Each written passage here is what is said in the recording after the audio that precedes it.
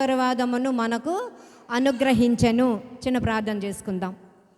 మహిమగల రాజా, కృపామయుడా, నీ కొందనాలు స్తోత్రాలు. ఇదిగో నాయన, ఇన్ని దినములు నీ రెక్కల చాటున బిడ్డలందరినీ కాచి కాపాడి ప్రభా, ఈ సంతోషకరమైన దినములో మమ్మల్ని అందరినీ ప్రవేశపెట్టిన దేవా, నీ కొందనాలు చెల్లించుకుంటున్నామయ్యా. అయ్యా, 25 సంవత్సరాలు తండ్రి మాటలు కాదయ్యా, నీ వాక్యము నెరవేర్చుట నాయన బిడ్డలిద్దరికీ నాయన అది ఆ కృపనిచ్చావు. నీ కొందనాలు నాయన. నీ కృపలో మేము నాయన మా తుది శ్వాస వరకు తండ్రి నాయన మేము నీ సేవ ఈ విధముగా చేయుటకు సహాయము చేయమని అడుగుచున్నాను ప్రభా.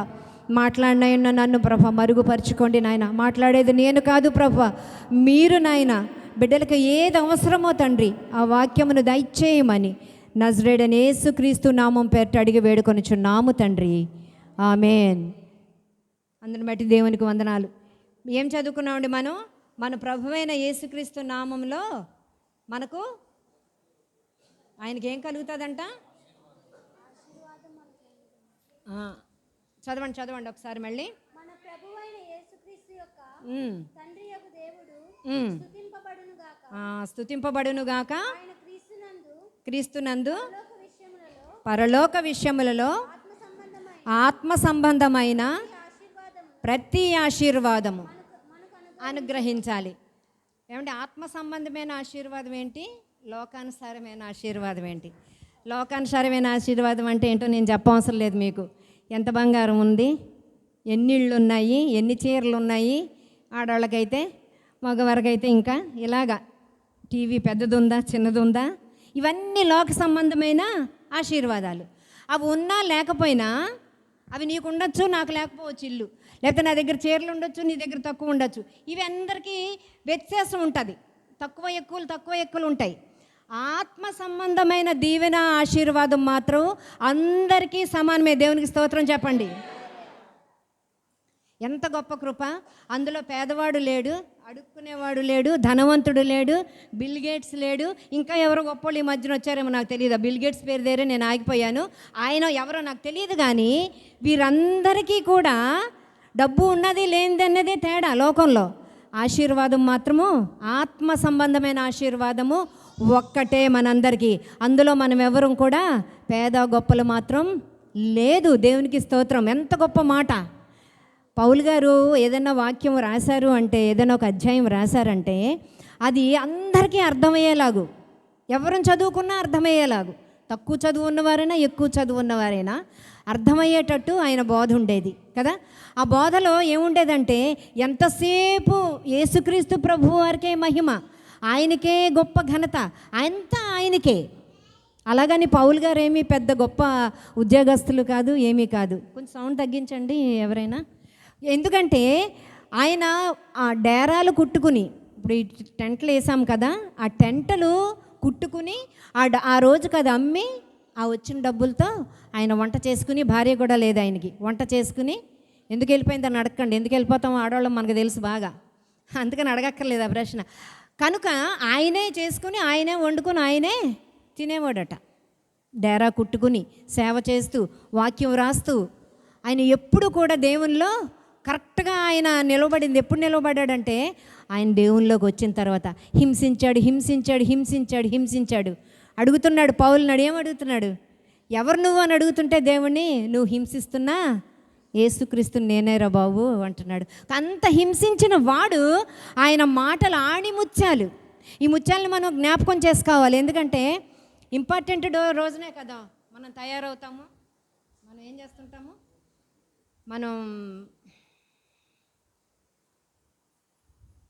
మనం ఏం చేస్తాం? స్పెషల్గా తయారవుతాం, స్పెషల్గా మనం ఇదవుతాం.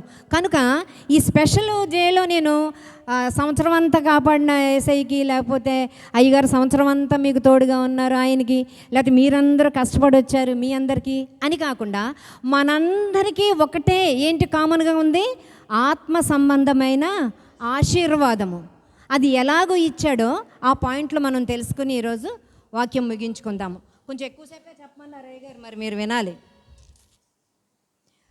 4వ వచనం చదవండి.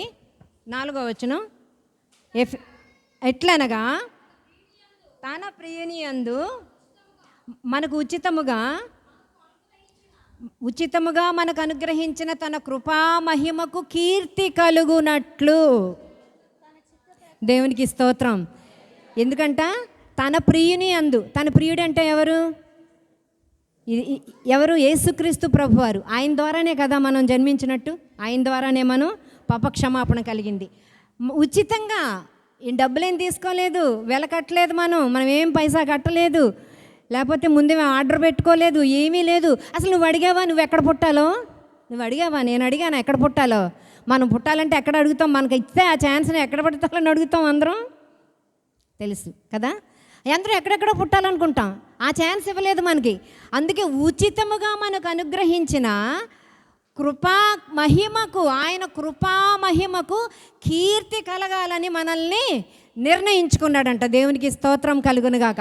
ఎంత గొప్ప దేవుడు! నువ్వు అడగకపోయినా, నీ మానాన్ని నువ్వు ఉన్నా, నీ చదువు నువ్వు చదువుకుంటున్నా, నీ ఉద్యోగం నువ్వు చేసుకుంటున్నా, నీ పనులు నువ్వు చేసుకుంటున్నా, ఆయన ఎవరి కోసం నిర్ణయించుకున్నాడండి?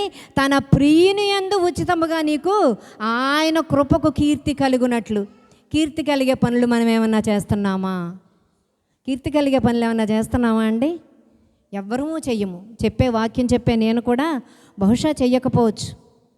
ఎందుకంటే మేము కొంచెం భయపడతాము. వాక్యం వినేసి వెళ్ళిపోయిన వాళ్ళకి కొంచెం వినేసి వెళ్ళిపోతాం కదా. మేము వినేసి వెళ్ళిపోయిన రోజులు బోల్డ్ ప్రసంగాలు విన్నాను నేను కూడా నా చిన్నప్పటి నుంచి. ఏం పెద్ద నేను నెరవేర్చేశాను, అందులోనే నడిచేశానని నేను చెప్పలేను.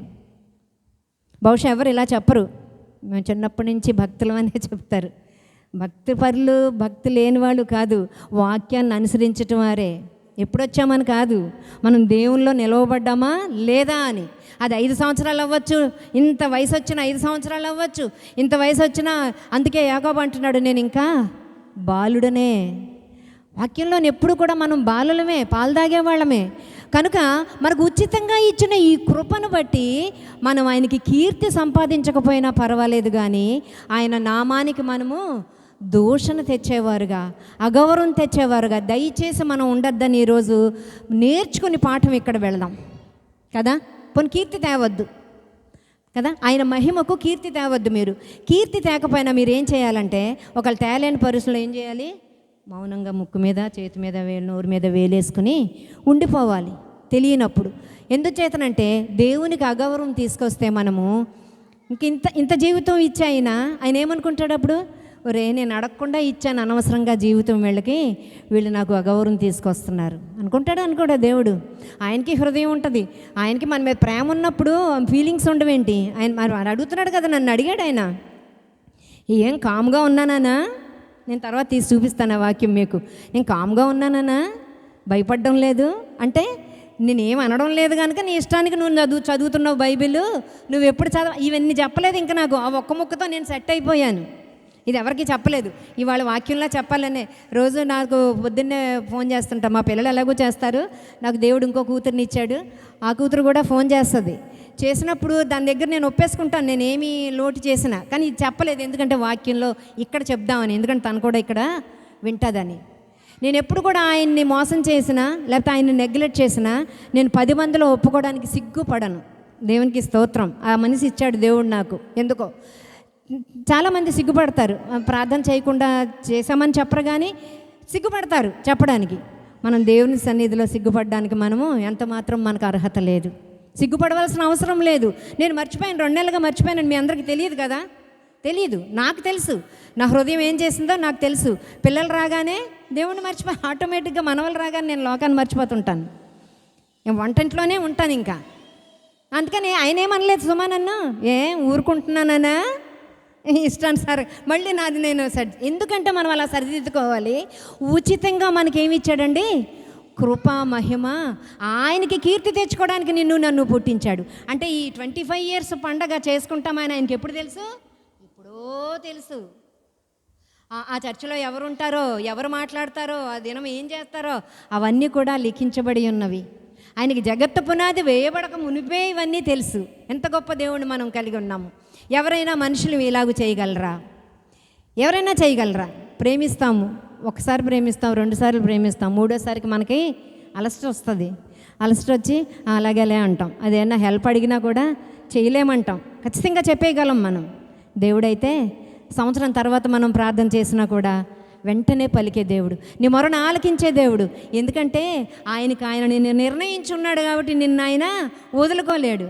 నువ్వు నిర్ణయించబడిందను కాబట్టి నీ ఇష్టం నీకు గుర్తొచ్చినప్పుడు ప్రార్థన చేస్తావు. అలాగుందామా మనము? అలాగుండదు అసలు. ఆయన ఇంత కృపని మనకి ఇచ్చాడు కనుక నిత్యము ఆయనకి కృప తీసుకురాకపోయినా, మహిమ తీసుకురాకపోయినా, కీర్తి కలగ చేయలేకపోయినా మనం ఏం చేద్దామంటే ఆయన కోసము మనం నిర్ణయించుకున్నాడు కాబట్టి మనల్ని ఆయన కోసం బ్రతకడానికి మనం ఇష్టపడదాం. దేవునికి స్తోత్రం కలుగునుగాక. ఆయన కోసం బ్రతకాలన్నా, ఆయన కోసం జీవించాలన్నా నువ్వేం పెద్దగా కష్టపడక్కర్లేదు. ప్రొద్దున్నే ఆయన సన్నిధిలో ఒక 5 నిమిషాలు ఆయనకి సమయం ఇచ్చి, ప్రభువా నా బిడ్డల్ని నన్ను కాపాడావు నాయన, నీ మనస్ఫూర్తిగా నీ హృదయం సమర్పించి, నీ ఇష్టానుసారమైన ప్రార్థన కాదు. నీ ఇష్టానుసారమైన ప్రార్థన అయితే ఏం చేశాడో తెలుసు కదా యెషయాలో. అలా కాదు. మనం ఏం చేయాలంటే ఆయన కృపలో ఆయన కీర్తి మహిమకు కీర్తి తెచ్చే బిడ్డల్లాగా మనం ఉండడానికి కనీసం ఒక 5 నిమిషాలు మార్నింగ్ లేవగానే ప్రార్థన చేయడానికి ఇష్టపడాలి. ఏమండి, మనం ఇంత ఇలాగా కలిగి ఉన్నాము, ఇంత ధైర్యంగా ఇంత ఫ్యాన్ల కింద కూర్చున్నాము అంటే కారణం ఎవరండి? అయ్యగారు కాదు.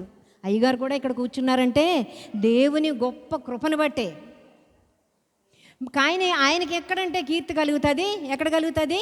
లోకానుసారమైన కీర్తి. ఏంటది? మీరందరూ కూడా ఆయన్ని పట్టుకుని హత్తుకొని ఉన్నారు కనుక ఆయనకు కీర్తి. అది మీరందరూ కలిపి ఎవరికి కీర్తి తేవాలి? యేసు ప్రభువునకు కీర్తి తేవాలి. దేవునికి స్తోత్రం కలుగునుగాక.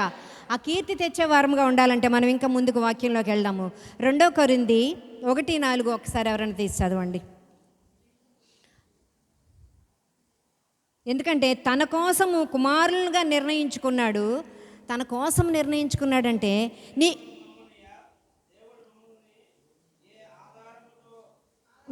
నాలుగో వచనం అండి. క్రీస్తు యేసునందు మీకు అనుగ్రహింపబడిన దేవుని కృపను చూసి మీ విషయమై దేవునికి ఎల్లప్పుడూ కృతజ్ఞతాస్తుతులు చెల్లించుచున్నాను. పౌలు గారు చెప్తున్నారు ఈ మాటలు. ఎవరికి చెల్లిస్తున్నాడటండి కృతజ్ఞతాస్తుతులు? దేవునికి చెల్లిస్తున్నారు. ఆయన చెల్లించడం ఏంటి? మనం చెల్లించమా? ఆయన చెల్లించడం ఏంటి? మనం చెల్లించుకోవాలి కదా. మనకు ఆకలిస్తే మనమే తింటున్నాం కదా. మనము కూడా కృతజ్ఞతాస్తుతులు చెల్లించవలసిన వారముగా ఉన్నాము. ఉండాలి అంటే మనం ఏం చేయాలండి? ప్రార్థన చేసుకోవాలి. సింపుల్. ఏంది చుట్టూ తిరిగి వచ్చినా ప్రార్థన దగ్గరకే వచ్చి ఆగుతుంది కదా. ప్రార్థన వరకే వచ్చి ఆగుతుంది. 1 పేతురు 1:7 కూడా నశించిపోవు సువర్ణము అగ్ని పరీక్ష వలన ఎలాగూ శుద్ధీకరించబడతాదో. ఒక అగ్నిలో బంగారము శుభ్రం అవ్వాలంటే దాన్ని ఎన్నిసార్లు కాలుస్తారో నిన్ను కూడా దేవుడు అంత కాల్చి నిన్ను శుద్ధి చేసి బయటకు పంపించాడు. దేవునికి స్తోత్రం కలుగునుగాక. ఇంక నిన్ను కాల్చవలసిన అవసరం లేదు. నువ్వు శుద్ధీకరింపబడి బయటకు వచ్చావు. శుద్ధీకరింపబడి బయటకు వచ్చి నువ్వు అపరిశుద్ధమైన పనులు చేస్తే దేవునికి మహిమ కాదు కదా, దేవునికి కీర్త కాదు కదా. నువ్వు శుద్ధీకరింపబడిన దానిలో కనపడాలంటే అందరికీ నువ్వేం చేయాలంటే నువ్వు చేసే పనులు ఆయనకి అంగీకారముగా ఉండాలి. ఆయన కోసం నువ్వు బ్రతుకుతున్నావని తెలియాలంటే లోకంలో కూడా నిన్ను గుర్తించేవారు ఉండాలి.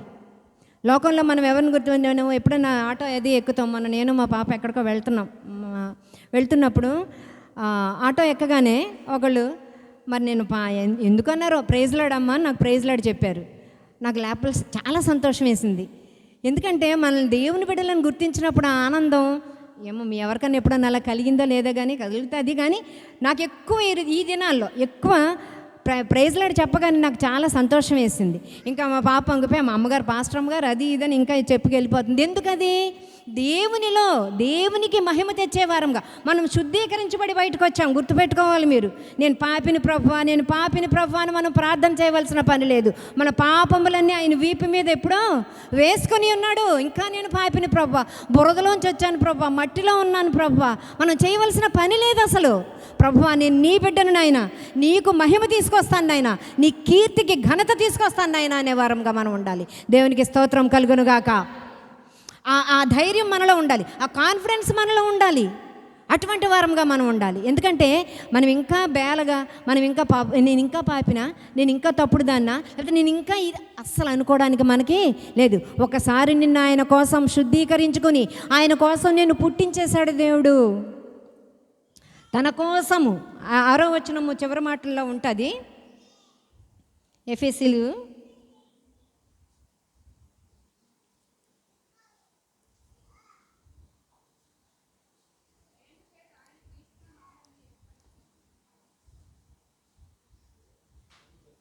ఎట్లనగా తన ప్రియుని యందు తాను ఉచితముగా మనకు అనుగ్రహించిన తన కృపామహిమకు కీర్తి కలుగునట్లు తన చిత్త ప్రకారమైన దయా సంకల్పము చొప్పున యేసుక్రీస్తు ద్వారా తనకు కుమారులుగా స్వీకరించుటకై మనల్ని ముందుగా తన కోసము నిర్ణయించుకొని, ఉందా వాక్యంలో?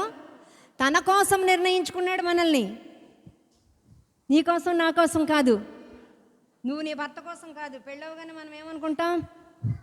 అమ్మ నాయన ఇంకా నాకు కదా భర్త దొరికాడు, నాకు కదా భార్య దొరికిందని అనుకుంటాం. కరెక్టే లోకంలో అది. కానీ నీకు ఆత్మ సంబంధమైన మనం దీవెనల కోసం మాట్లాడుకుంటున్నాం కనుక మనకి ఎవరు దొరికారు? దేవుడు దొరికాడు. నువ్వు వెళ్ళి నిర్ణయించుకోలేదు, నువ్వు వెళ్ళి ఆయన అడగలేదు. అడిగావా? ప్రభువా నీ దగ్గరికి రావాలి, నువ్వు నన్ను పుట్టించు ప్రభువా, నేను లోకంలో నీ సేవ చేయాలి ప్రభువా, 25 సంవత్సరాలు చేసి నేను సిల్వర్ జూబ్లీ చేయాలి ప్రభువా అని అడిగారా? ఎవరైనా అడుగుంటారా? లేదు లేదు. ఆయన నిర్ణయించుకుని ఇంత సీన్ కలిగించాడు దేవుడు. దేవునికి స్తోత్రం కలుగును గాక. ఈ దినము ఇక్కడ ఎంతమంది అయితే ఉన్నారో అందరూ దీవెన పొందుకుని వెళ్తారని నమ్మాలి. దేవునికి స్తోత్రం. ఎందుకో తెలుసా? కొన్ని మరి 20 ఏళ్ళ నుంచి ఉన్నవాళ్ళు ఉంటారు, 10 ఏళ్ళ నుంచి ఉన్నవాళ్ళు ఉంటారు, 15 ఏళ్ళ నుంచి ఉన్నవాళ్ళు ఉంటారు, మొదటి నుండి ఉన్నవారు కూడా ఉంటారు. కనుక ఎవరు ఎప్పుడు వచ్చినా కూడా దీవెన మాత్రం ఒకటే, ఒకే విధంగా ఉంటుంది. బ్లెస్సింగ్ ఎప్పుడూ కూడా ఒకే విధంగా దీవెనలు పొందుకుంటాము. అయ్యగారు ఎలా పొందుకుంటారో మీరు అలాగే పొందుకుంటారు. ఎప్పుడో తెలుసా? తన కోసం మనం నిర్ణయించబడ్డావని నీవు నమ్మినప్పుడు, నీ హృదయం నమ్మినప్పుడు, నిజమే ప్రభువా నీ కోసం నన్ను నిర్ణయించుకున్నావు ప్రభా, నేను అడగలేదు స్టెల్లాని, నేను ప్రభా నా కోసం ఏమన్నా చేయవా అని నేను అడగలేదు. నా కోసం నువ్వు అంత శిలువలో మరణించావు నాయనా, అందుకని నేను అంత కష్టపడతాను ప్రభా, నన్ను ఒక్కసారి పుట్టించు నాయనా అని నేను అడగలేదు. నేను ఎక్కడున్నానో, నా ఆత్మ ఎక్కడో నాకు తెలియదు. కానీ ఆయన నన్ను నిర్ణయించుకొని 64 సంవత్సరాల క్రితం నన్నే జనములకు ప్రవక్తగా నీ తల్లి గర్భమందే నిన్ను నిర్ణయించానంటున్నాడు. దేవునికి స్తోత్రం కలుగును గాక. ఎంత మాట అండి అది! ఎంత గొప్ప మాట అది! జనములకు ప్రవక్తగా నిన్ను నిలవబెట్టడానికి నిన్ను ఆయన ముందుగానే తల్లి గర్భమునందు నిర్ణయించాడు. అందును బట్టి దేవునికి వందనాలు చెల్లించాలి. మన గర్భం ఉట్టినే పోలేదండి. మనం ప్రతి ఒక్కళ్ళం కూడా ఏమంటే మీరు ప్రార్థన చేస్తే కూడా స్వస్థత కలుగుతుంది. నేను ఎప్పుడు చెప్తాను అదే మాట మీకు. నేను చేస్తేనే కాదు, నువ్వు కూడా ప్రార్థన చేసుకుంటే స్వస్థత నీకు కలుగుతుంది. మొన్న ఆటోలో వెళ్ళాము, ఎక్కడికి వైజాగ్ వెళ్ళాము. స్పీడ్ బ్రేకర్ ఎక్కించేసాడు అబ్బాయి చూసుకోకుండా. చాలా జాగ్రత్తగా తీసుకెళ్తాడు మా అబ్బాయే, చర్చ్ అబ్బాయి. కాకపోతే నేను అనాలోచితంగా కూర్చున్నాను. ఈ నడువు నొప్పి వచ్చింది నాకు చాలా. హాస్పిటల్కి వెళ్ళడానికి బద్ధకం చాలా ఎక్కువ వచ్చింది. మా పిల్లలు ఎవరికి చెప్పలేదు. చెప్తే వాళ్ళు అదుగో నువ్వు అన్ని మెట్లు ఎక్కుతున్నావు కనుక అంటారు. ఫస్ట్ రీజన్ వాళ్ళది అది. పాపం వాళ్ళ భయం వాళ్ళది. అందుకని ఇంక అన్నీ ఎందుకులే అని చెప్పి నేను రోజు ఏం చేస్తున్నాను తెలుసా? రాత్రిపూట పగలు నేను ఎప్పుడు ప్రార్థన చేసుకుంటే అప్పుడు నీళ్లు దగ్గర పెట్టుకుని ప్రార్థన చేసుకుని ఆ నీళ్లు రాసుకుంటున్నాను నేను. దేవునికి స్తోత్రం కలుగును గాక. ఈరోజు నాకేం నడువు నొప్పి లేదు. దేవునికి స్తోత్రం. అంటే ఉట్టి నీళ్ళే ఎందుకు పనిచేసేసాయా మీకు అంటారా? నీళ్ళైనా మాటైనా, ఎందుకంటే ఆయన జీవజలం అన్నాడు కదా. మరి ఆ జీవజలాన్ని నేను రాసుకున్నాను.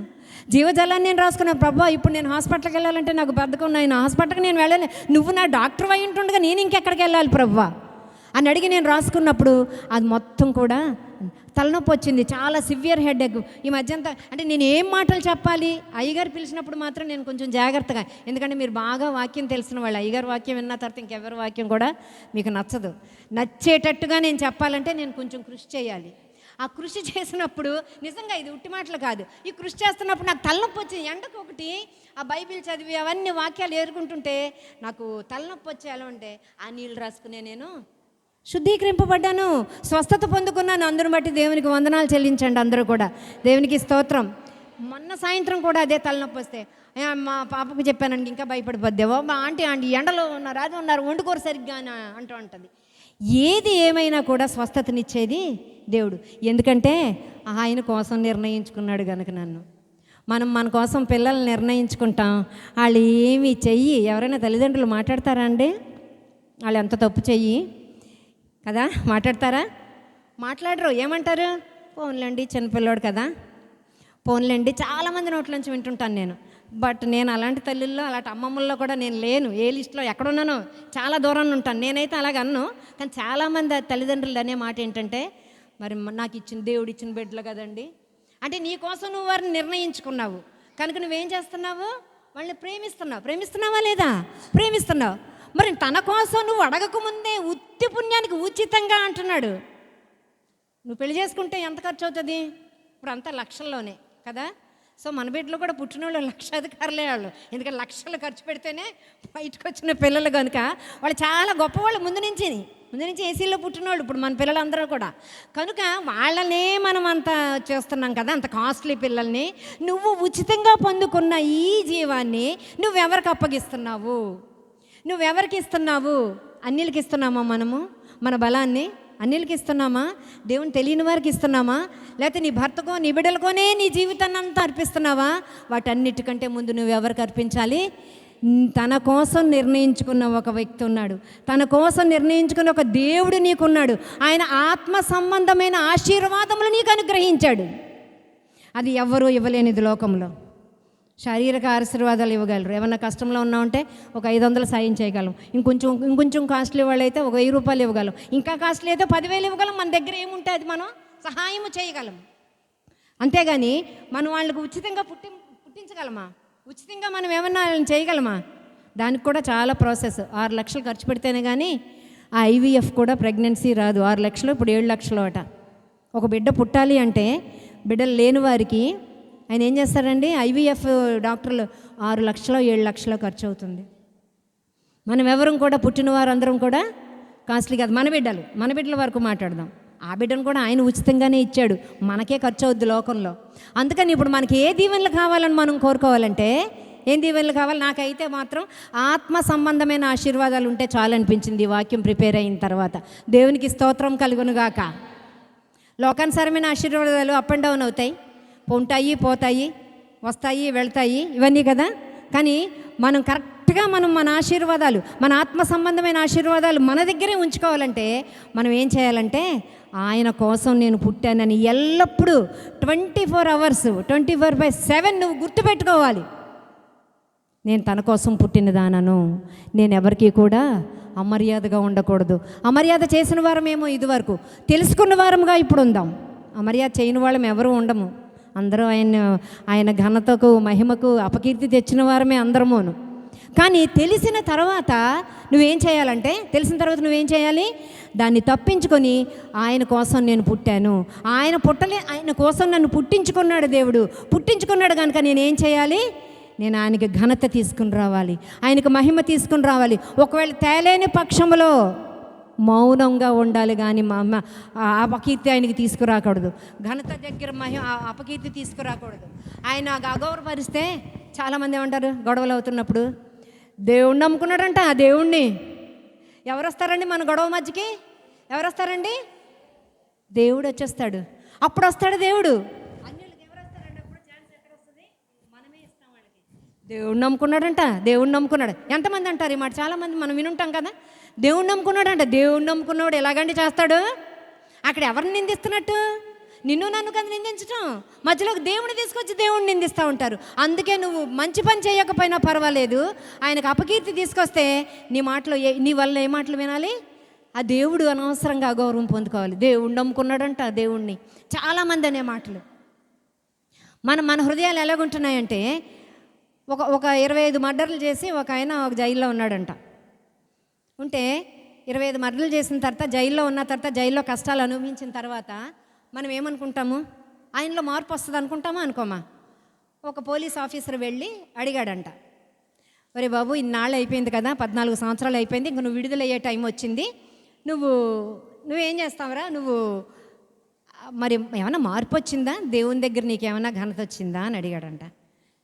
నాకేం రిగ్రెట్ లేదు, నేను బాగానే ఉన్నాను, అన్ని మర్డర్లు చేసినట్టే నాకేం అనిపించట్లేదు అన్నాడంట. మానవ నైజం, మానవుని మనసు అంత కఠినమైనది. అతను ఎక్కడ కూడా దేవునికి ఆస్కారం ఇవ్వడానికి తను ప్రయత్నించటం లేదు. మన ప్రయత్నం ఉండాలి. మన ప్రయత్నం లేనప్పుడు కనీసం బైబిల్ చదివినప్పుడైనా ఆ ప్రయత్నం, ఇదిగో నువ్వు ఇది చేస్తున్నావని నాతో మాట్లాడినట్టు మీతో కూడా మాట్లాడతాడు. చదువచ్చిన వాళ్ళందరూ కూడా బైబిల్ చదువుకోవాలి. ఎప్పుడైనా సరే ఏం చేస్తాడు? ఆ బైబిల్లోనే ఆయన మనతో డైరెక్ట్గా మాట్లాడతాడు. డైరెక్ట్గా మాట్లాడినప్పుడు చంప మీద కొట్టినట్టే అవుతుంది. నాకు అయ్యింది ఒక వారం రోజుల క్రితం, మీకు అవుతుంది. కాబట్టి మనం అలాగా కఠినమైన మనసు కలుగు చేసుకోవద్దు. మనకి చేసిన కొద్దిపాటి కృపలను బట్టి, నాకు ఈ నీటి ద్వారా స్వస్థత ఇచ్చాడు నా నడుంకి, మరి నేను మీకు సాక్ష్యం చెప్పాలా అక్కర్లేదా? మనం సాక్ష్యం చెప్పగలగా ఉండాలి. ఎన్నో మందులు వేసుకోవచ్చు చాలామంది. అయితే నేను ఎందుకు వేసుకోవడం లేదంటారా? నా దేవుని తెంచి ఒకటి అడిగాను నేను, ప్రభు అస్తమానం ఏదైనా చిన్నది వచ్చినా కూడా, నేను మొన్న లాస్ట్ టైం వచ్చినప్పుడు కూడా మీ పంచుకున్నాను, నేను అస్తమానం నేను హాస్పిటల్కి పరిగెత్తకూడదు నాయన, నాకు ఒక్క వరం ఇయ్యి, ఆ ఒక్క వరం ఇయ్యి. ఎందుకంటే ఇప్పుడు వరకు నేను ఏ చిన్న జలుబు వచ్చినా ఎక్కడికి వెళ్ళి 100 కిలోమీటర్ల దూరం నా హాస్పిటల్, అక్కడికి వెళ్ళాలి నేను, ఇంకెక్కడ డాక్టర్ లేరు నాకు, అక్కడికి వెళ్ళి ఆయనకే చూపించుకుంటే నాకు తగ్గుతుంది. ఇంటిలోనే నా దేవుని వదిలిపెట్టి నేను ఇంతకాలం తిరిగాను ప్రభువా, ఇంకా నేను తిరగను నాయనా, నువ్వు ఏదొచ్చినా కూడా నాకు నువ్వే స్వస్థత ఇవ్వాలి అని నేను పెట్టుకున్నాను కనుక దేవుడు నాకు స్వస్థత ఇస్తున్నాడు. ఎందుకంటే మరి నా కోసం, ఆయన కోసం కదా నన్ను పుట్టించుకున్నాడు. దేవునికి స్తోత్రం. ఎంత గొప్ప దేవుని మనం కలిగి ఉన్నామంటే మనకు తెలియదు తెలుసా? నిజంగా నువ్వు కూర్చున్న దగ్గరికే నీకు అన్నీ రప్పించే దేవుడు. నువ్వు ఆయన పాదముల దగ్గర మొరపెట్టుకుంటే నీ పాదముల దగ్గరకు ఆయన తీసుకొచ్చి పెట్టే దేవుడు. దేవునికి స్తోత్రం కలుగును గాక. అదొక్కసారి మనం జ్ఞాపకం పెట్టుకుందాం. అబ్బా ఆయన కోసం నిర్ణయించుకోలేడు, ఆయనే చూసుకుంటాడులే, మనకెందుకులే అనుకుంటే అలాగే ఉంటుంది జీవితం.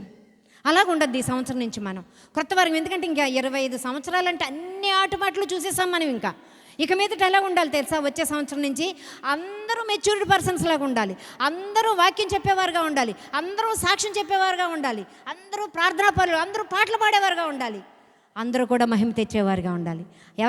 ఎవరి కీర్తికి, ఎవరి కృపకి? ఆయన కీర్తికి, ఆయన కృపకి మహిమ తెచ్చేవారంగా ఉండాలి. దేవునికి స్తోత్రం కలుగును గాక. అటువంటి వారంగా ఉందామా? మీరు ఏమైనా ఇష్టపడుతున్నారా? నేనైతే ఇష్టపడుతున్నాను. నేను వచ్చే సంవత్సరం నుంచి నన్ను పిలిస్తే కనుక నాలో ఉన్న తేడాలన్నీ నేను మీ దగ్గర ఒప్పేసుకోవడానికి ఇష్టపడతాను. నేను రోమా 3:24 ఒకసారి తీసి చదవండి. రోమా 3:24 మీరు ఎవరు తీయకపోతే నేనే చదివేస్తాను. కాబట్టి నమ్మువారు ఆయన కృపచేతనే యేసుక్రీస్తునందలి విమోచనము ద్వారా ఉచితముగా నీతిమంతులని తీర్చబడుచున్నారు. దేవునికి స్తోత్రం. ఉచితంగా ఏం అనుగ్రహించాడు మనకి? కృప, కీర్తి ఆయనకి కలిగినట్లు మనకు ఉచితంగా ప్రియుని యందు మనకి ఇచ్చాడు. అది అవునా? అది కరెక్టేనా? ఉచితంగా ఇచ్చాడు. ఇక్కడేంటి ఉచితంగా ఏమి ఇచ్చారు? మనం ఉచితంగానే నీతిమంతులని తీర్చబడుతున్నాం. దేవునికి స్తోత్రం కలుగును గాక. ఒక కేసు ఉంటే ఎన్ని లక్షలు ఖర్చు అయిన తర్వాత మనం నిర్దోషులుగా ఎంచబడతామండి? ఎంచబడతామో లేదో కూడా తెలియదు. ఈ లోపు లక్షలు ఖర్చు అవుతుంటాయి, లాయర్ల దగ్గరికి తిరగాలి. మన చర్చిలో ఎవరికి అవసరం రాకూడదని దేవుని మరి మొక్కుకుంటున్నాను నేను. కానీ అవసరమైతే మనం కోర్టుకు వెళ్ళాల్సి వస్తే ఎన్ని లక్షలు ఖర్చు పెడతాము? ఉచితంగా తీర్పు తీర్చబడతామా? తీర్పు తీర్చబడం. కానీ ఇక్కడ ఆయన ఏం చెప్తున్నాడు? నమ్మువారు ఆయన కృపచేతనే, కృప ఈరోజంతా కృపే, కృప కృప కృప కృపచేతనే క్రీస్తునందలి విమోచనము ద్వారా ఉచితంగా నీతిమంతులని మనము తీర్చబడిపోయాం. మనం అందరం ఎవరు అవినీతిమంతులం కాదు. దేవునికి స్తోత్రం కలుగును గాక. మనం అందరం ఎవరము? ఆత్మ సంబంధమైన ఆశీర్వచనంలో మనం అందరము సమానులమే. ఇళ్ళు గొప్ప ఇళ్ళు, తక్కువ ఇళ్ళు, చిన్న ఇళ్ళు, పూరిళ్ళు, పెంకుటిళ్ళు ఇవన్నీ మనకు ఉండొచ్చేమో, కానీ నాకైతే అసలు ఇల్లే లేదు.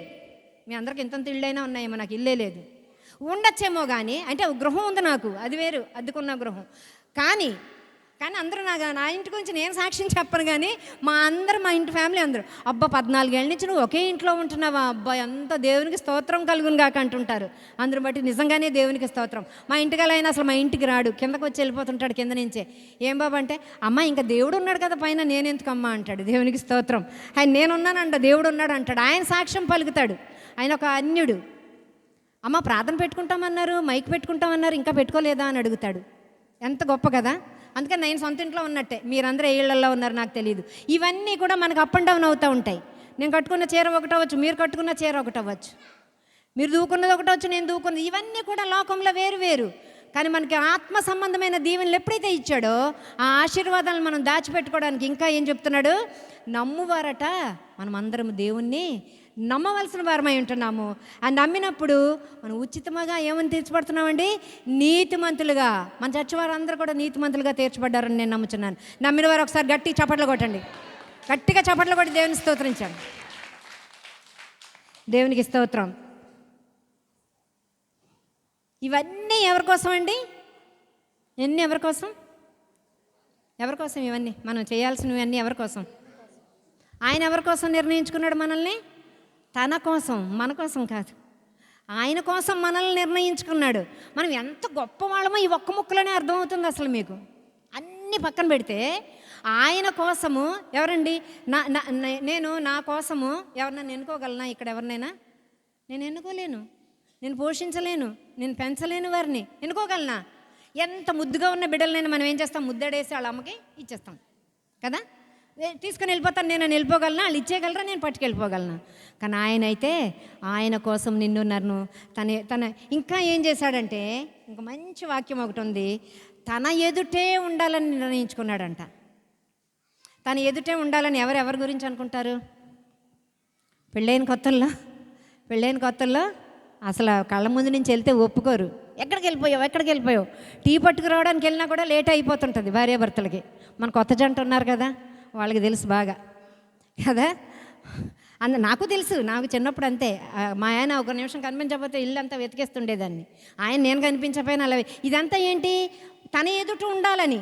మరి మనం పెళ్లి చేసుకుని పిల్లలు కన్నా మనమే ఇలాగుంటే మరి తన ఎదుట ఉండాలని తన కోసం నిర్ణయించుకున్న యేసుక్రీస్తు ప్రభువారు నీ కోసం ఎంత జాగ్రత్త పరుడై ఉన్నాడో ఒకసారి ఆలోచన చేద్దాం. ఎంత 6వ వచనం చివరి వచనంలో ఉంటా చూడండి. 6 చివరి వచనంలో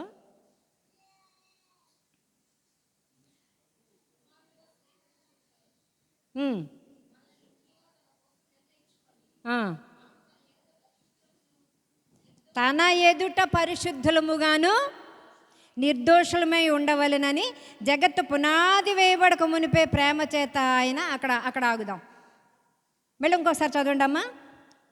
యేసుక్రీస్తు ద్వారా తనకు కుమారులుగా స్వీకరించుటకై మనలను ముందుగా తన కోసం నిర్ణయించుకున్నాడు. తర్వాత మనము తన ఎదుట పరిశుద్ధులమును నిర్దోషులమునే ఉండాలని. అబ్బా, మనం ఏమై ఉంటున్నాము అది తర్వాత చదువుకుందాం అండి అయ్యగారు. ఏమై ఉండాలంట? ఎవరు ఎదురు ఉండాలి? ఎలాగుండాలి? ఆయన చెప్పాడు అక్కడ.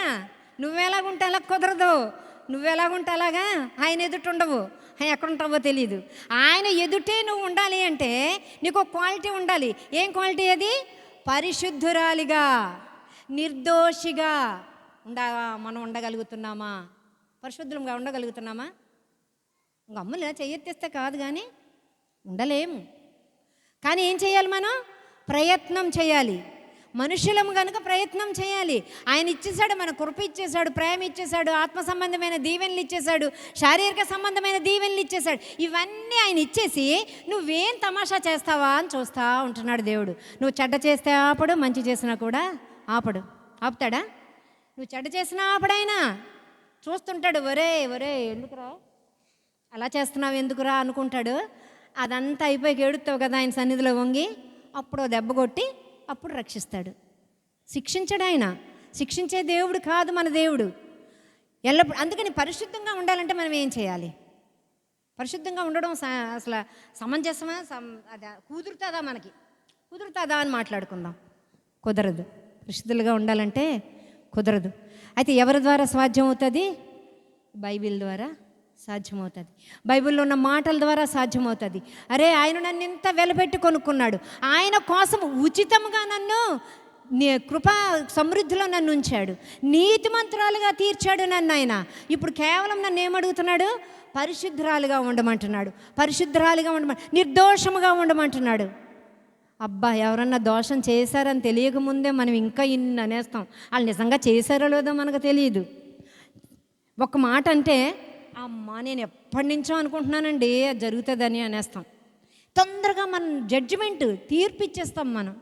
నాకు తెలుసండి అంటే ముందు నుంచి నువ్వు వాళ్ళ కోసం నెగిటివ్గా ఆలోచిస్తున్నావు అనమాట. లేకపోతే ఆ మాట ఎందుకంటాం?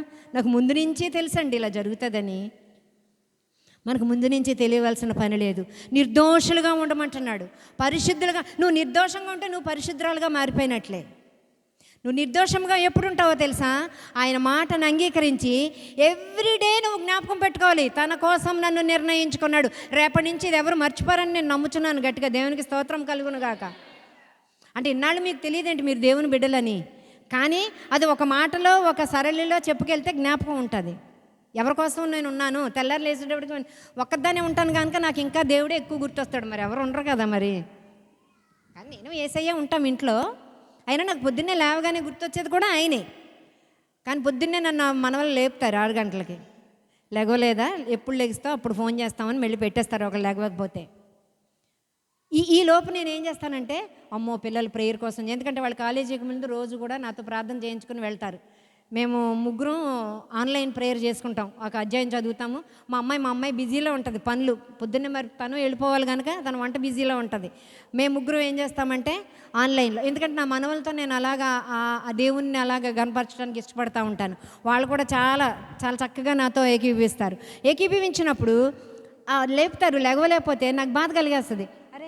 వాళ్ళు లేపినా నేను లేగలేకపోయినని ఒక అరగంట పావు గంటలో కూడా నేను లేచి మళ్ళీ అన్ని పనులు చేసుకుని వచ్చి బైబిల్ చదువుకుని ప్రార్థన చేసుకుంటాం. అది ఎవరి దగ్గర నేను మెప్పు పొందడానికి చేస్తున్నానా? మనవల దగ్గర మెప్పు పొందడానిక? తన కోసం నన్ను నిర్ణయించుకున్నాడు గనుక తనకి ఏదైనా నేను కొంచెం అపకీర్తి తెచ్చేదానిగా కాకుండా కీర్తి తెచ్చేదాన్ని, కొంచెం ఇంత కీర్తి తెచ్చినా నాకు చాలు ప్రభువా, నీ కోసం నేను ఇంత మంచిగా బ్రతికినా చాలు ప్రభువా, ఇంత నీతిమంతురాలుగా ఉన్నా చాలు ప్రభువా, లేదా ఇంత పరిశుద్ధంగా ఉన్నా చాలు ప్రభు, ఎంత చూపిస్తున్నాను నేను, ఆవగింజంత అంత ఉన్నా చాలు ప్రభువా అని ఆశపడుతూ నేను ఈ పనులన్నీ చేయడానికి ఇష్టపడుతున్నాను. మరి మీరేం చేయాలి? మీరు కూడా ప్రొద్దున లేవగానే, ప్రభువా నువ్వు నీ కోసం నన్ను రేపటి నుంచి ఆ విధంగా ప్రార్థన చేసుకోండి. నువ్వు నీ కోసం నిర్ణయించుకున్నావని కొత్త మాట విన్నాను ప్రభువా. నేను అన్ని మాటలు వింటుంటాం, ఒక్కొక్కసారి క్రొత్తగా ఉంటాయి మాటలు, అంతే. బైబిల్ అంతా వినుండరేంటి? మీరు వినే ఉంటారు. కానీ మనం ఒక్కొక్కసారి ఆ మాటలు వేరే విధంగా తీసుకుని విన్నప్పుడు వేరే విధంగా మనకి అర్థమవుతుంది. బైబిల్ ఎప్పుడు కూడా ఒకే విధంగా ఉండదు వాక్యం. ఇది నేను వేరేగా విన్నాను ఒక చోట, కానీ ఇప్పుడు నేను చెప్తుంటే క్రొత్త మాటలు వస్తున్నాయి. అది పరిశుద్ధంగా, ఇంత పరిశుద్ధంగా బ్రతికిన, ఇంత నిర్దోషంగా నేను బ్రతికిన, ఆ దినమునకు నేను నీకు కీర్తి తెచ్చిన దాన్నే ప్రభువా, ఆ దినమునకు నీకు నేను గౌరవం తెచ్చిన దాన్నే ప్రభువా అని మీరు ప్రొద్దున లేవగానే ప్రార్థన చేసుకుంటే 26వ సంవత్సరంలోకి అడుగు పెడుతున్న మీ అందరికీ కూడా గొప్ప దీవెనలు పొందుకుంటారని నేను నమ్ముచున్నాను. మీరందరూ కూడా నమ్మాలని ఆశిస్తున్నాను. దేవునికి స్తోత్రం. తెలుసునా? అటువంటి వారంగా ఉందాం. ఇంకా తన ఎదుట ఎందుకు మనల్ని ఆయన భక్తులుగా, లేకపోతే ఆయన ఎందుకు మనల్ని చేశాడంటే, పాత నిబంధనలో కూడా ఆయన ఈ విధంగానే నిర్ణయించుకున్నాడు. కొత్త నిబంధనలోనే కాదు, ఎఫెసీ అంటే అది కొత్త నిబంధన. అప్పుడే కాదు, పాత దినాల్లో కూడా ఆయన నిర్ణయించుకోబట్టే కదా ఆదాముని అవ్వని వాళ్ళు ఏమి చేస్తారో, ఎంత ఖతర్నాక్ పనులు చేస్తారో, ఎంత దుర్మార్గమైన పని చేస్తారో, వాళ్ళని నేను ఏమి చేస్తానో ఇవన్నీ ఆయన ఎరగరా? ఆయన ఎరుగుతురు. కానీ ఆయన బలహీనత కనుక ఆయన ఏం చేశాడు? మనల్ని తయారు చేసుకున్నారు. ఆయన శరీరంలో ఆయన అందాన్ని ఇచ్చి, ఆయన దారుఢ్యాన్ని ఇచ్చి, ఆయన తెలివినిచ్చి, ఆయన జ్ఞానాన్ని ఇచ్చి ఆదాము గారికి చేస్తే, అమ్మగారు వచ్చి, బాబు ఈ పండు తినంటే మరి నీకు ఇచ్చిన జ్ఞానం ఏమైంది? ఆవిడ తీసుకురాగానే భర్తల మాట వినరంటారు. ఒప్పుకొని నేను, భర్తల మాట వింటారు. మీరు చెప్పే విధంగా చెప్తే వాళ్ళు వింటారు. మరి అక్కడ మాట విన్నాడు కదా, వినే కదా అప్పుడు ఇంత కొంపలు అంటుకున్నాయి. దేవునికి స్తోత్రం. ఏం చేస్తారు? ఆయన ఏదైనా వనాన్ని తీసుకెళ్ళిపోతాడని తెలిసి యేసయ్యకి, యెహోవా దేవునికి ఇవన్నీ తెలిసి కూడా మరి ద్వితీయోపదేశ కాండము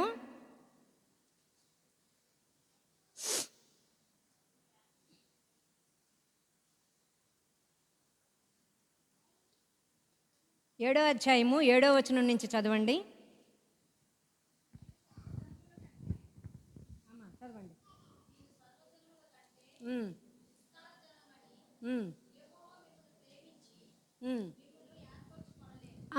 ఇక్కడ ఆగుదాం. నేను ఒకసారి మళ్ళీ చదువుతాను. మీరు సర్వజనముల కంటే విస్తార జనమని యెహోవా మిమ్మల్ని ప్రేమించి మిమ్మల్ని ఏర్పరచుకొనలేదు. మన మైనస్లు కూడా ఆయన చెప్పడానికి ఇష్టపడతాడు ఎప్పుడు కూడా. నువ్వు పెద్ద గొప్పోడువని, నువ్వు పెద్ద అందగత్తవని, లేకపోతే నువ్వు ఇంకేదో టాప్ అని, నువ్వు ఇండియాకు ప్రైమ్ మినిస్టర్ అనో, చీఫ్ మినిస్టర్ అనో, ఇంకేంటో గొప్పదానమనో, నిన్ను అందరి జనాల కంటే నువ్వే టాప్ అనో నిన్ను నేను నిర్ణయించుకోలేదు. అయితే మరి ఎందుకు నిర్ణయించుకున్నాడంట? అందరికంటే మనం లెక్కకు తక్కువే కదా. మనం ఎప్పుడు కూడా, అందుకేనండి తను తాను తగ్గించుకున్నవాడు హెచ్చించబడును అంటున్నాడు. ఇక్కడ ఏం జరుగుతుంది తెలుసా? నువ్వు అందరికంటే తక్కువే కదా అంటే అసలు మనం ఒప్పుకోవడానికి ఇష్టపడతామా? సీట్లన్నీ ఫిల్ అయిపోతాయి, వెనకాల వచ్చి కూర్చోవడానికే ఇష్టపడము. ముందుకు వచ్చి నడిచొచ్చి ముందు మన సీట్లోనే, అయ్యో ఆలస్యంగా వచ్చామనే చిన్న బిడియం కూడా మనకి ఉండదు. ముందుకు వచ్చి కూర్చోలేదంటే ఎబ్బెట్టుగా ఉంటుంది. ఆలస్యంగా వచ్చినప్పుడు వెనకాల ఎక్కడో అడ్జస్ట్ అయిపోవాలి, అవునా కదా? మనకు తెలియవలసినది. ఇక్కడ నువ్వెవరివి బాబు? నువ్వెవరికంటే పెద్ద గొప్పోడువు కాదు. నువ్వెవరివి? అందరికంటే తక్కువ వాడివే, అయినా నా ప్రేమతో నిన్ను సర్వ లెక్ ఆ, ఉమ్,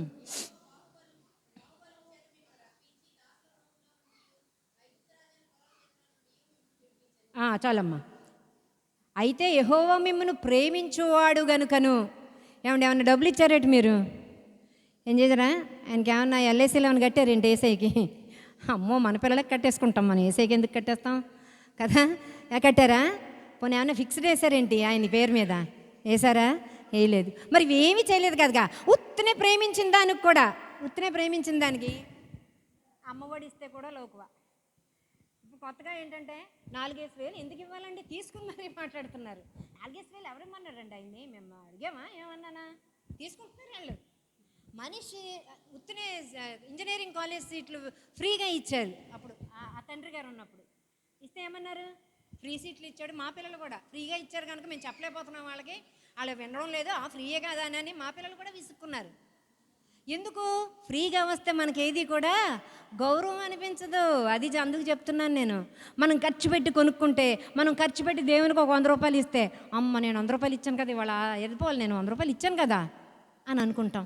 అక్కడ ఏమి ఇవ్వక్కర్లేదు ప్రభా, నిన్ను ప్రేమిస్తున్నాడు కనుక. నిన్నేం చేస్తున్నాడు ఆయన? ప్రేమించేవాడు కనుకను. మీ తల్లిదండ్రులకు చేసిన, నా తల్లిదండ్రులకి ఏమి దీవెని ఇస్తానన్నాడు, నీ బిడ్డను ఏ విధంగా దీవిస్తానని చెప్పాడో, నా తల్లికి ఏం చెప్పాడో నాకు తెలియదు, కానీ ఆవిడ చనిపోయే ముందు నన్ను దీవించింది. నువ్వు గొప్పదాను అవుతావని దీవించి చనిపోయింది నన్ను. మా అక్క ఉన్నది, మా చెల్లి ఉన్నది, కానీ నన్ను స్పెషల్గా దీవించింది ఆవిడ.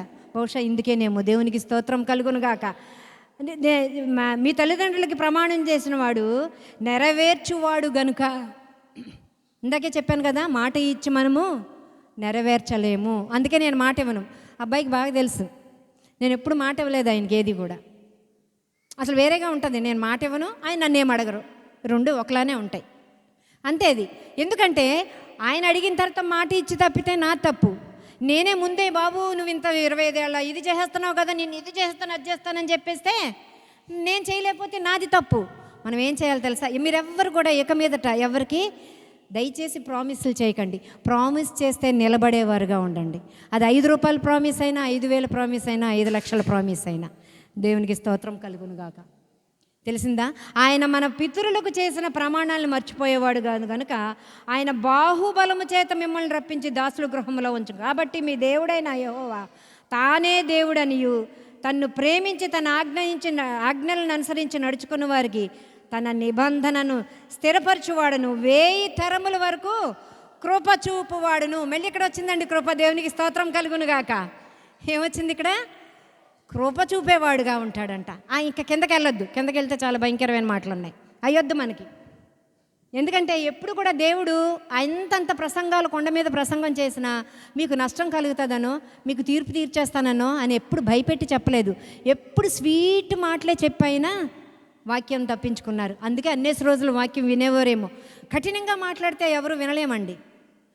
ఆ లాస్ట్లో ఎంత దీవెని పొందుకున్నా కూడా కఠినంగా మాట్లాడితే మనం వినలేము. అందుకే ఇక్కడ మీ ఆజ్ఞలు అనుసరి 1000 సంవత్సరాల వరకు కృపచూపువాడును, నమ్మదగిన వాడు అయి ఉంటున్నాడు. దేవునికి స్తోత్రం కలుగునుగాక. మన దేవుడు నమ్మదగినవాడు, కృపా సమృద్ధుడు, ఆయన కృపనిచ్చే దేవుడు, ఆయన మనల్ని ఎల్లప్పుడూ దీవించడానికి ఇష్టపడే దేవుడు. మనుషుల మీద ఒకసారి చిప్చి మాట మర్చిపోతామేమో కానీ. అందుకనే చెల్లి కుండునా నీ ప్రేమ, కన్న తల్లి కుండునా నీ ప్రేమ, అన్న కుండునా నీ ప్రేమ, కన్న తండ్రి కుండునా నీ ప్రేమ. దేవునికి స్తోత్రం. చెల్లికుండదు మన మీద అంత ప్రేమ, అన్నకుండదు, కన్న తల్లికేముండదు. కన్న తల్లికి ఉండదు ఏంటి? కన్న తల్లికి ఉంటుంది కదా ప్రేమ అంటాం. కన్న తల్లి కూడా అప్పుడప్పుడు మర్చిపోయాయి. మన ఒక అమ్మాయి మరి అనకాపల్లిలో 3 ఏళ్ల పిల్లని రోడ్డు మీద వదిలేసి మర్చిపోయారంట. ఆవిడ అమ్మాయి అక్కడ అడవుల్లో దొరికింది. దేవునికి స్తోత్రం, బ్రతికే ఉంది ఆ పిల్ల. కనుక మనం ఎప్పుడు కూడా ఎవరు ఉండరు ఆయన్ని అంత ప్రేమించేవారు ఎవరము మనము లోకంలో ఉండము. తల్లికి పిల్లకి చెల్లికి అన్నకే లేనప్పుడు బయట వారిని మనం ఇంకేం ప్రేమించగలము? కానీ బయట వారికి మనం ఏం చెప్పగలం తెలుసా? నా దేవుడు నిజమైన దేవుడు, కృపా సమృద్ధి గలవాడు, నువ్వు నమ్ముకుంటే నీకు కూడా కృప కలుగుతుందని చెప్పగలం. అందరం బట్టి దేవునికి వందనాలు చెల్లిద్దాం. నువ్వు డబ్బులు ఇవ్వనవసరం లేదు వాళ్ళకి. నువ్వేమీ చేయవసరం లేదు, ఒక చీర కొనివ్వక్కర్లేదు, కానీ నా దేవుడు ఇంత కార్యం చేశాడు నా జీవితంలో, నీకు కూడా చేస్తాడని చెప్పగలిగిన వారముగా మనం ఉండాలి. రేపటి నుంచి అలాగా మనసు కలిగి ఉందామా? ఆ మాటలు చెప్పడానికి ఇష్టపడదామా? 26వ సంవత్సరంలో మీరు మౌనంగా కూర్చుంటే కాదు, 26వ సంవత్సరంలో మీరు ఇంకా వచ్చి కూర్చుని వెళ్ళిపోయేవారుగా కాకుండా మనందరం కూడా దేవునిలో మాట్లాడగలిగేవారుగా ఉండాలి, ఆయనకు కృప తీసుకొచ్చేవారుగా ఉండాలి, ఆయన కీర్తికి మహిమ తెచ్చేవారముగా ఉండాలి. ఒకవేళ అలా తీసుకుని రాకపోతే ఏం చేస్తానంటున్నారు తెలుసా? ఆ మాట కూడా ఉన్నది దేవుని వాక్యంలో. ఇర్మియా, నేను ముగిస్తాను. ఇర్మియా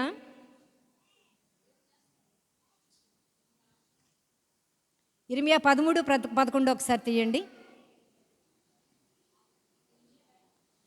నాకు కీర్తి స్తోత్ర మహిమలు కలుగుటకై వారు నాకు జనముగా ఉండునట్లు నేను ఇశ్రాయేలు వంశస్థులందరినీ నడుకట్లు నడుముకు అంటి ఉన్న రీతిగా నన్ను అంటి ఉండ చేసి తిని. దేవునికి స్తోత్రం.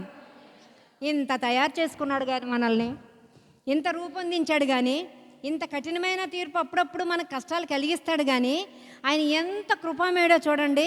మనం వదిలి వెళ్ళిపోతామని వాళ్ళకి తెలిసి ఏం చేస్తున్నాడంట? ఆయన మన నడుముకి అంటించి కట్టుకుంటున్నాడంట. కట్టుకుని ఉన్నా కూడా నా మాటలు వినకపోయి ఉన్నారని సెలవిచ్చాను. మనం అలాగుందామా? ఆయన నీ నడుము దగ్గరగా తీసుకుని కట్టుకుంటుంటే నడుముకి విడిపించుకొని వెళ్ళిపోదామా? ఆ నడికట్లు విడిపించుకొని వెళ్దామా? నడుముకి ఎందుకు కడతారో తెలుసా? ఈ మాట ఉందని కానీ పురుడప్పుడు నడుముకి ఎందుకంటే గట్టి కడతారు? బహుశా అదే కాబోలు దాని అర్థం. ఇంటర్నల్ మీనింగ్ అదేమో. నాకు అదే జ్ఞాపకం వచ్చింది. మార్నింగ్ మళ్ళీ ఒకసారి చదువుకుంటుంటే వాక్యం నాకు అది జ్ఞాపకం వచ్చింది. నడుముకి గట్టిగా కడతారు ఒక పురుడైనప్పుడే కదా, డెలివరీ అయినప్పుడు. అందరికీ తెలుసు కదా, మనకు అది కడతారు కదా. అంటే నడుము బలంగా ఉంటే, ఎందుకంటే ఈ ఒక 10 రోజుల నుంచి నా నడుము ఎంత బాధగా ఉందో నాకు తెలుసు. ఆ నడుము బాధగా ఉంటే పరిస్థితి ఏంటో నాకు తెలుసు.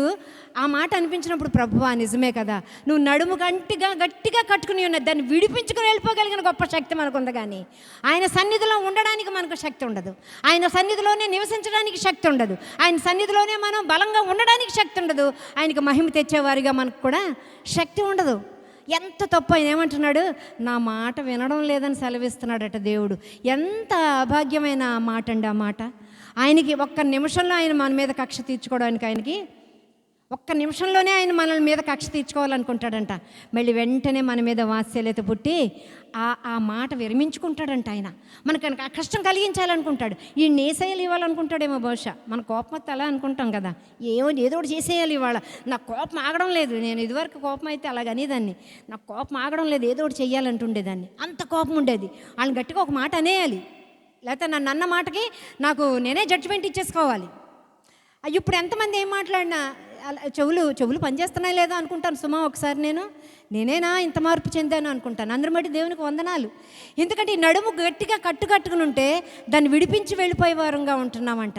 దేవుడు ఎంత అయోమయ పరిస్థితిలో ఉన్నాడో చూసారా? ఎంత అయోమయమైన జీవితంలో ఉన్నాడో చూసారా?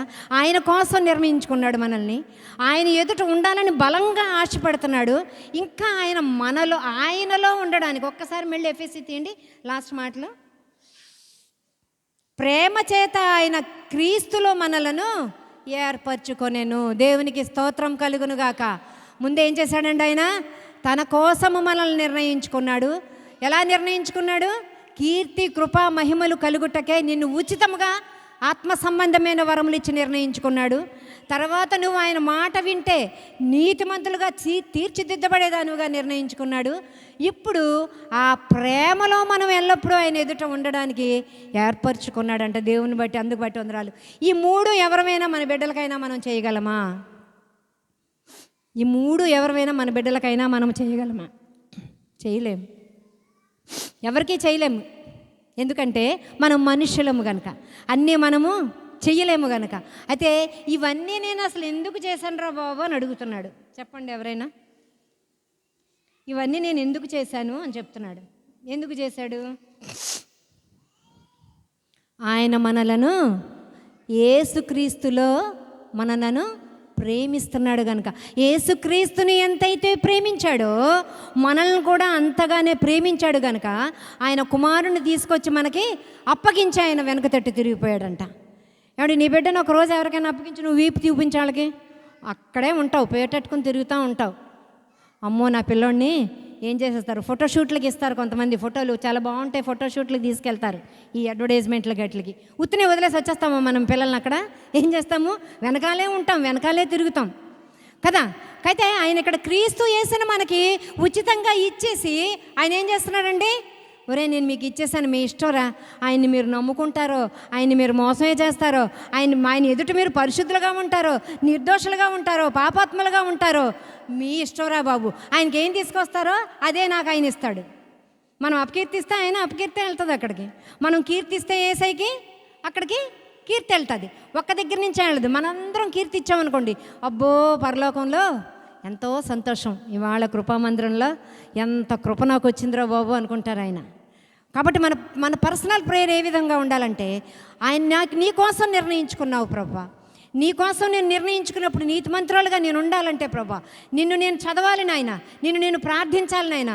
ఆత్మ సంబంధమైన వరాలను దాచుకోవడానికి ఇష్టపడాలి మనం. అవి బయటకు వదిలిపెట్టేవి కాదండి, మరలా తిరిగి వచ్చేవి కాదు. డబ్బు ఒకవేళ పోతే మరలా తిరిగి సంపాదించుకోవచ్చేమో, కానీ ఈ ఆత్మ సంబంధమైన వరములు పోగొట్టుకుంటే నువ్వు ఆత్మ నశించిపోయినట్టే సమానం. మళ్ళీ ఆత్మ బ్రతకదు. శరీరం ఒకవేళ కృంగిపోతే మళ్ళీ నువ్వు తిన్న ఆహారాన్ని బట్టి, దేవుని వాక్యం నీలోకి వచ్చిన దాన్ని బట్టి ఒకవేళ నువ్వు బాగుంటావేమో, కానీ ఆత్మ సంబంధమైన వరములు ఒక్కసారి నువ్వు పోగొట్టుకుంటే మరలా నీ సన్నిధిలోకి అవి నీ హృదయంలోకి మరలా తిరిగి రావు. అందుకే ఆత్మ నీ హృదయం ఏం చెప్తుందో చెయ్యి అంటాం కదా. మన హృదయం మనకు ఒకటి చెప్తుంది. ఏం చెప్తుంది తెలుసా? ఫస్ట్ చెప్పేదే కరెక్ట్ ఎప్పుడు కూడా. నువ్వు ఈ పని చెయ్యి అంటది, అది చెయ్యం. మనం ఈ పని చెయ్యొద్దంటది, అది చేస్తాం. అవునా? కొత్తగా వినకండి అలాగ, మరి తెలియనట్టు.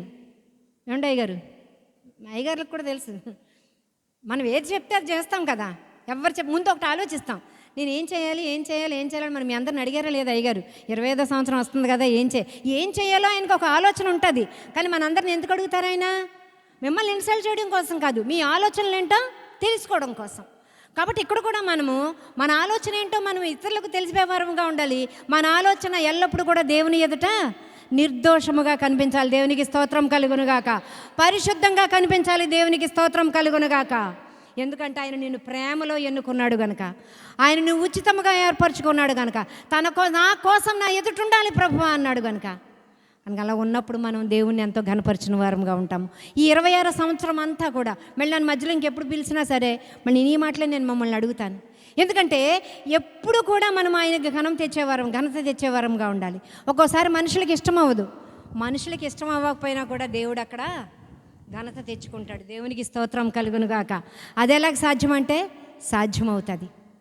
అది సాధ్యమవుతుంది. మనం ఎక్కడ చెడ్డ అనిపించుకుంటామో అక్కడ మంచిగా మనల్ని తీర్చిదిద్దగలిగిన దేవుడు కలిగి ఉన్నాం మనం. దేవునికి స్తోత్రం కలుగునుగాక. అది ఎలా సాధ్యమండి? అదే సాధ్యము. ఇలా కదా అనుకుంటుంటారు. ఇక్కడ జరిగే మంచి అంతా జరిగిపోతూ ఉంటుంది. అలాగుననే జరిగే చెడ్డంతా కూడా జరుగుతూ ఉంటుంది ఒక్కొక్కసారి. అది కూడా మనం గ్రహించుకోవాలి. నువ్వు చెడ్డ జరిగించుకోవడానికి ఇష్టపడుతున్నావా? నీకు మంచి జరగాలని ఇష్టపడుతున్నావా? మంచి జరగాలంటే నువ్వేం చేయాలో విన్నావు. చెడ్డ జరగాలంటే నువ్వు మౌనంగా ఉంటే చాలు, అదే చెడ్డ నీ దగ్గరికి వస్తుంది. సో చెడ్డ ఎవరం కోరుకోం కనుక, కీడెవరం కోరుకోం కనుక, మోసం ఎవరం కోరుకోం కనుక, నువ్వు కోరుకునేది ఏంటో తెలుసా? దేవుని ఎదుట పరిశుద్ధంగా ఉండాలి. దేవుని ఎదుట నువ్వు నిర్దోషముగా ఉండాలి. అప్పుడు నీతిమంతురాలుగా తీర్పరచావు. ఇవన్నీ కూడా ఆయన ఎందుకు ఆయన చేశాడు అంటే, ఒక్కటే ఆయన ఏం చెప్తున్నాడంటే లాస్ట్లో,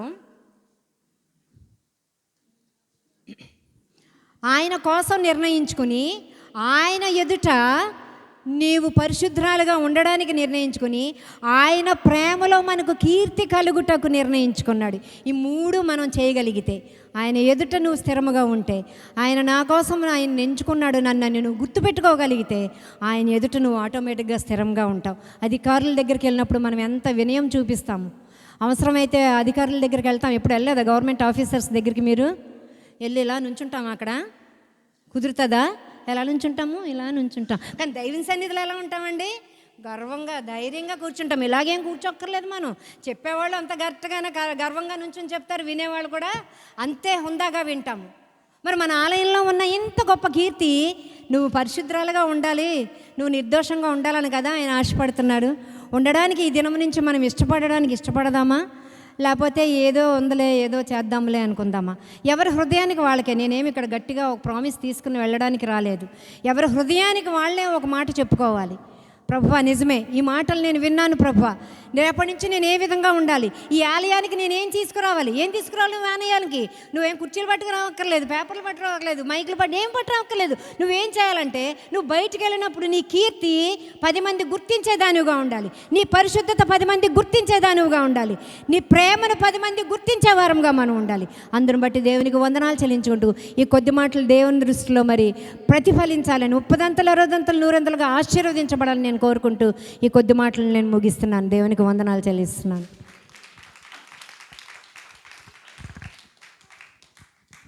హల్లెలూయా. చక్కని మాటలు చెప్పారమ్మా. నేనైతే ఒక 2 మాటల దగ్గర ఆగిపోను, నేను చెప్పట్లేదు మాటలు అవి. మరి సేవకురాలకి మరి గట్టిగా చప్పట్లు కొడదాం, దేవుని మహిమపరుద్దాం.